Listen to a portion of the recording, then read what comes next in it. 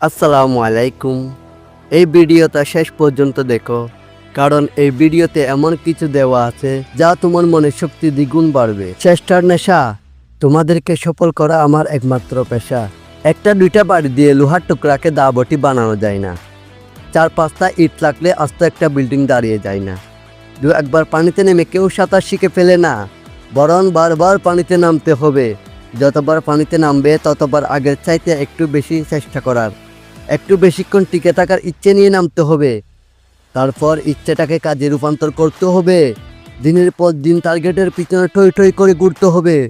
লক্ষ্যর পিছনে চেষ্টার মতো লেগে থাকতে হবে। হোঁচট খেলেও বারবার উঠে দাঁড়াতে হবে। তবে কতবার চেষ্টা করছো, কতবার পানিতে নামছো, কতবার পড়তে বসছো, কতবার পরীক্ষা দিছো, সেটা ম্যাটার করবে না।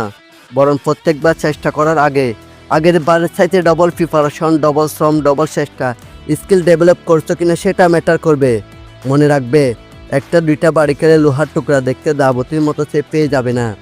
1-2 দিন জাকি দিলে তোমার আলসেমি সব মরিচা জড়ে পড়বে না। তোমার জড়তা, তোমার ভয়, তোমার চারপাশে মানুষের নেগেটিভিটি একদিনে শেষ হবে না। তবে একটা দীর্ঘ সময় লেগে থাকলে শেষ আনা অসম্ভব না। কারো লাইফকে ঘুরিয়ে দেওয়ার জন্য যদি একটা জিনিসের প্রয়োজন হয়, সেটা হচ্ছে মরিয়া হয়ে চেষ্টা। যখন মরিয়া হয়ে কিছু অর্জন করতে চাইবে, তখন সব ডিস্ট্রাকশন জানা দিয়ে ফালাবে।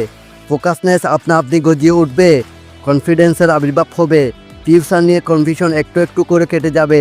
আর চেষ্টা না করলে, ইচ্ছেগুলোকে একটু একটু করে কাজে কনভার্ট না করলে, তোমার ছোটোবেলায় দেখা স্বপ্ন, আত্মীয় স্বজনের বিশ্বাস, ইন্টারনেটে পাওয়া মোটিভেশন সব বুড়িগঙ্গার জলে ভেসে যাবে।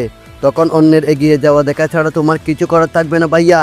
99 পক্ষ থেকে আছি আমি সানি, আমাকে তোমার বন্ধু বানিয়ে নাও। আল্লাহ হাফেজ।